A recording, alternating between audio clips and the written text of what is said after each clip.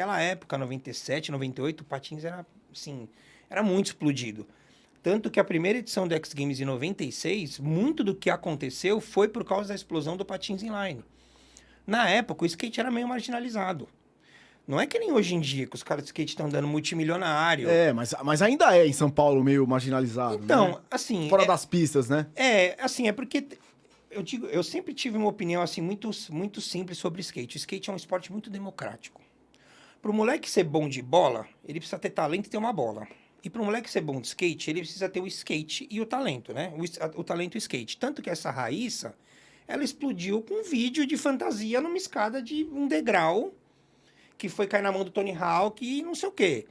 Então, tipo, o skate, você não precisa de um puta investimento para você virar um atleta de street, Sim. vamos supor. Só que o patins não, o patins era muito caro, Eu lembro. né? Era muito caro. Eu lembro, Então, cara. Você lembra? Eu tentei ter um patins. Era caro. Na época, eu acho que... Você lembra da Ocean Drive aqui no Dourado? Lembro, porra. Pô, ia lembro. lá andar, lógico, né? Puta Cruzar no a sarobão. perninha.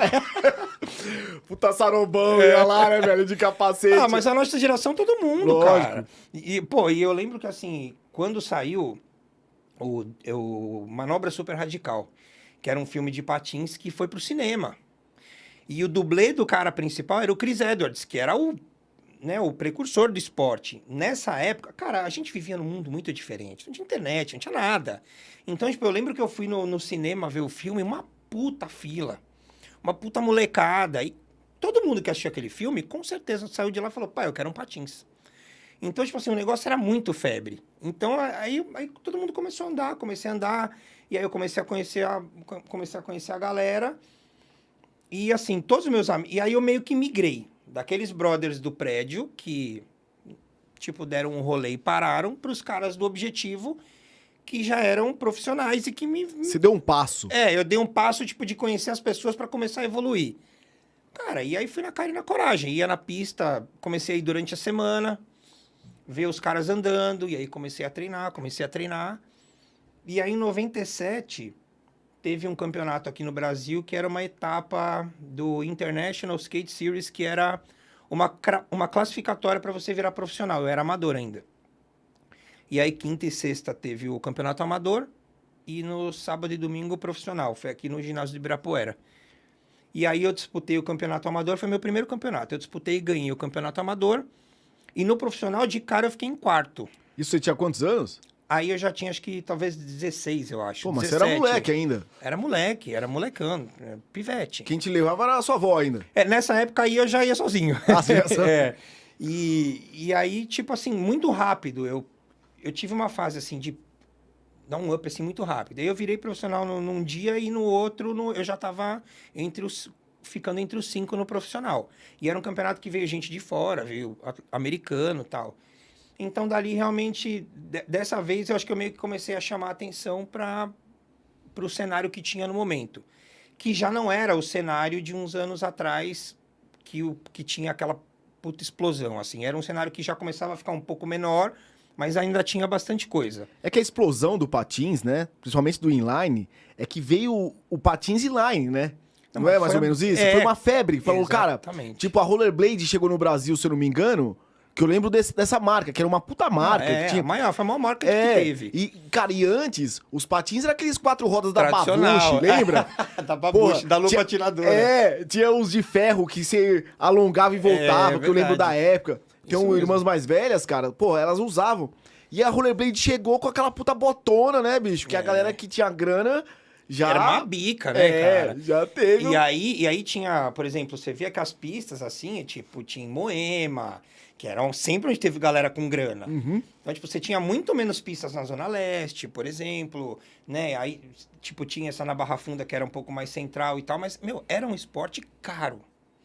E assim, e pro brasileiro, no geral, ser atleta é difícil. Porra, demais. Né? Muito. Então, assim, a gente tinha aquela dificuldade de, pô, quando que eu vou poder, quando que minha mãe vai poder me ajudar para eu comprar uma passagem, para eu ir até os Estados Unidos para treinar, para competir? Como que chegava pra uma competição lá? Como é que acontecia? Então, depois que você virava profissional, aí você tinha um calendário e você meio que se inscrevia daqui, e aí você se inscrevia, pagava a sua matrícula lá e você ia para lá para competir. Não era obrigado. Não, você não era obrigado. Só que aqui, cara, a gente não tinha patrocínio. Era mãe trocínio e pai trocínio. Se você quiser ir, você vai por conta, e se você não quiser ir, você não vai. Então, tipo, por exemplo, aí você ia competir contra os caras, os americanos, por exemplo, os australianos, os caras corriam o circuito inteiro. Então, tipo, vamos supor que a gente tinha um circuito de 8 etapas, os caras estavam nas 8. E era tudo lá. Tudo lá, sempre nos Estados Unidos. Normalmente, a maioria era nos Estados Unidos. Califórnia? Cara, tinha na Califórnia, tinha, assim, tinha em bastante lugar, assim, diferente. Mas pra gente era difícil porque é o seguinte, você treinava o ano inteiro, vamos supor, vai. E aí você juntava grana pra ir pra uma etapa ou duas. Só que aí, cara, quando você vai pra uma etapa, você fala, pô, eu tenho o ano inteiro pra ir pra uma etapa. Porque se eu for bem nessa, aí talvez eu ganhe uma grana e consiga ir pra outra. Se eu não for bem nessa, o ano ficou pra trás. Então era sempre tudo muito difícil, a gente é muito pressionado, né? E moleque, né, cara? Então, assim, e aí, só que as coisas foram acontecendo. A gente, quer ver, esse ano que eu virei profissional, no outro ano a gente teve um circuito nacional.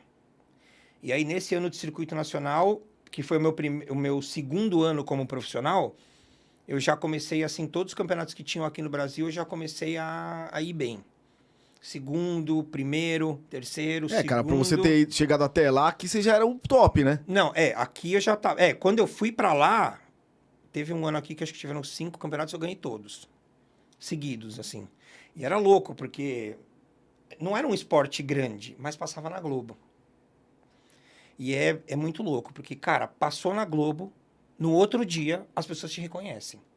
Frentista de posto... Você sentado comendo um hambúrguer e vem o filho do cara do lado te pedir um autógrafo no boné. E você não é nada. Tipo, meu, ando de patins, na verdade você é, cara. né? Você é um professor do patins, né, cara? Ah, cara, mas a gente acha que não porque, pô, a gente gosta de enfatizar os outros. Mas, pô, cara, você é o cara que foi pra X Games, velho. É nada. Pô, você é o cara que foi pra... Quem foi pra X Games, velho? Que você conhece brasileiro aqui? Não, que assim, correu? Tipo, a gente... Foram 3, eu acho. A Fabiola, que era mulher... E eu e o Marco, que era um outro... Do patins. Do patins. Do skate... Ah, do skate tem... Tem que hoje em dia mudou muito, né? mudou. Hoje em dia o skate tá assim, muito... Fora, o skate agora, né? Mas antes, pô, o patins, velho. Vocês que foram fazer... Por isso que eu tô falando, o skate na época... Por exemplo, a gente conhecia o pessoal do skate... Porque a gente fazia muita coisa junto.